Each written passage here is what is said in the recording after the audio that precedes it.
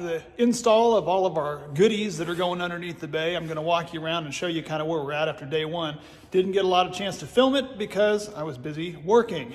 And I had a little bit of help from another gentleman that helped sell us the product and helped to do a lot of off-grid residential, and I didn't want to have him in the film because I don't think he wanted to be filmed.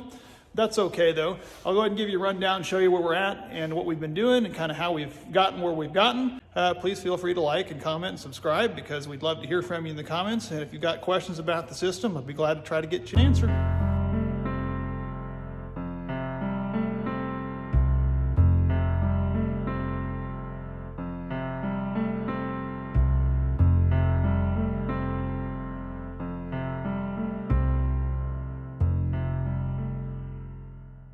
When connecting those wires up there on the roof, I'm using these 10-gauge wires. We've got a red and a black, just so you can know positive and negative. And you want to strip a little bit of end because your existing quick connects are not going to be long enough to run all the way down to the bay to where you're putting all the inverters and everything. You're going to have to get a bag of these quick connect type ends.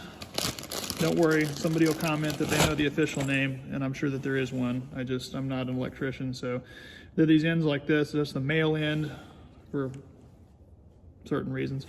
And then there's a female end. And again, you'll end up connecting these on using these little metal, if I can find it in there, these little metal pieces here like that. It's not going to focus, but when you're making your own ends, obviously ask somebody that knows what they're doing first. That's obviously a good way to do it, and solar people will tell you. But how these ends work, how we're using them anyway, is you stick them on the end like so. You're going to have your access to a crimping tool. This one does not have a brand name, but it's a crimping tool. And you hook it in there and crimp those together. It'll bite those little teeth down on that wire. And then you can slide the wire with that metal piece on it into here, and it'll lock and snap in place. And then you crank it down, and that'll form a watertight housing and let you get your cable as long as you need to run it all the way down into the bay. So from your panels. Now, I'm going to take you up on the roof and show you what I've got clamped on there, and also what some good tips are that we've run into while we were doing it, and a couple things we've learned. Please excuse the dirty panels. It has not been out of the shop to be washed yet. We've just got these dudes installed, and I have not even quite secured the lines down yet, but we're still in the process of wiring up the bay. These are these connections I'm just explaining. You know, these lines that run out of the back of the solar panel, I had to attach on my new end and then run my line, which again will secure down, seal it down on there. And those are all positive and negative as you get them strung together. Over to my housings that I'm going to attach and seal here. They have not been attached or sealed down yet. This is not the right way to probably have done this. There's a way you can do a combiner box on a roof. I have all those wires running down behind the refrigerator and bundled up with a little excess, and then it runs down into the bay, and I'll go show you where the breaker is here in a minute on that. But the reason why we're doing this partially this way, we're running a 24 volt system instead of a 12 volt system. And I'm going to run, like I said, these 3 back panels. They're feeding into this back housing and down into a breaker. These front 3 are chained together and running down, I think that first one there, and this middle one runs those other 3 down there into the bottom, individual breakers in a residential type setup. Again, we're doing this differently than most people are going to do it because we're doing it for a different purpose, which is being able to get out there and stay out there longer with our Battleborn batteries. And that's right, we've got them. Okay, I'm embarrassed because this is as dirty as this has ever been in here. I've got refrigerators pulled out in the middle and wires and different garbage all over the place. I'll explain what we're doing with those panels here in a second, but those wires, to continue with what I set up on the roof, they run down here and are going to get bundled up, and I've run them down into the bay down there. This was where the gas fridge was and was vented. We've removed all that. I've installed a standard residential fridge. It's a smaller one, but it's a standard residential fridge. It was only about $300 from Menards. And there's the specs on our refrigerator, in case anybody wants to know.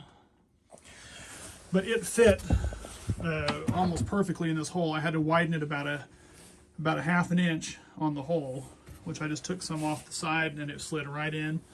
So that was not a big deal. There's the drain line for the refrigerator that I've bored down and out the bottom. So now it's completely sealed up, insulated, and those wires run down there. And we'll end up sealing all that up as well. That's where we keep our oven down there. So that works out really well. That's the Ninja Foodie oven, fits right down in that slot right there. We pull it out and use that. The existing inverter panel that was here is not going to be used anymore. We're swapping out and putting a different inverter. We've had some people asking about what we're going to use.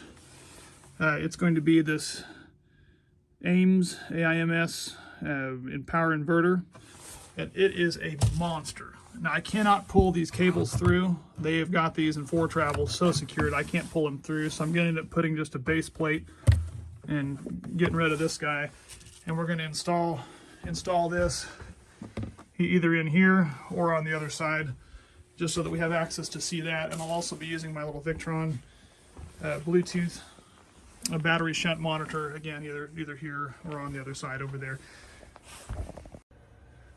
This gets a little hairy, and I hope I can explain a little better once we get it completed this afternoon. My fingers crossed we'll get this completed. These two massive batteries that weigh, I don't even know, 100 and some odd pounds apiece, those are coming out. That one's already gone bad. I've just been running it off the one and it's about shot. So both of those are going to come out. This is going to become storage. The batteries, we've got 10. I've got to move one of them down to the bottom because we're running these in sets of 2. And I just have them sitting there just to get them out of the way right now. So there'll be 4 on the top, 6 on the bottom, wired together to make a 24-volt system. The wires from the solar penetrate down and are going to come over and get moved over and down into this breaker box and get fed off of this breaker box over into a solar charger, which is a Midnight. Let's see what this box is here with this little Midnight guy on there, I guess. This Midnight solar. We've got the Midnight Classic that's going to get mounted over there. And that's going to help charge. Now, as far as the inverter goes, we're removing this existing inverter, and I'm actually going to open up this bay a little bit to where I can slide something long through here. Obviously, I'm going to try to get the camera in there. I'm keeping all the rest of the components in here because that goes to the suspension and everything systems. I don't want to mess with any of that. That big heavy beast is coming out, and it's getting replaced with this heavy beast, which is going to, this is a 2-man lift here on this guy. This is a 6,000 watt AIMS power inverter charger unit. I'm going to be spreading these out, getting it off the ground, mounting it on this, and running the wires through this bay, up and around and into everything. It's the new inverter that'll be powering everything we need and more. And so the general setup will look similar to that.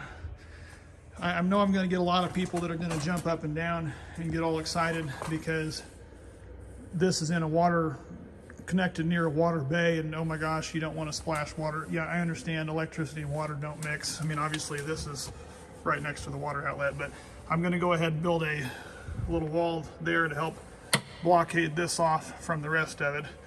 And if anything, this guy will stay a little bit warm. It's vented in here a little bit, but it might actually help keep the tank from freezing up, which would be good if that's running. Got little space heaters because it's still only 38 degrees in here. But that's the plan with those. This is the Midnight Classic solar charge controller. The solar is going to come in, and then it converts it to where it's safe to charge it on the battery, and we've got it all tuned up and and set to the right specs on where we need it to for that. I had some people ask, is this going to be enough for that 2,700 plus watts of solar just be handled by this one solar charger? And since it's running it in apparently as a 24 volt system instead of trying to charge it with a 12, I guess they claim this is enough. Now again, you guys can give your opinions and feedback on that, but this is what they set it up to do, an off-grid living for a house, and have been running it on an off-grid living house using the same stuff. So I don't see how this would be any different. But again, we still got a lot of work to do. There's the Bluetooth shunt. It's got to get put in there. We've got to get all the batteries wired together, and that uses that really thick size of your thumb wire. This stuff, 4.0 wire. Man, copper is expensive, so certainly only buy as much as you think you need, or buy it from a place that'll take the extra back, because that stuff's expensive.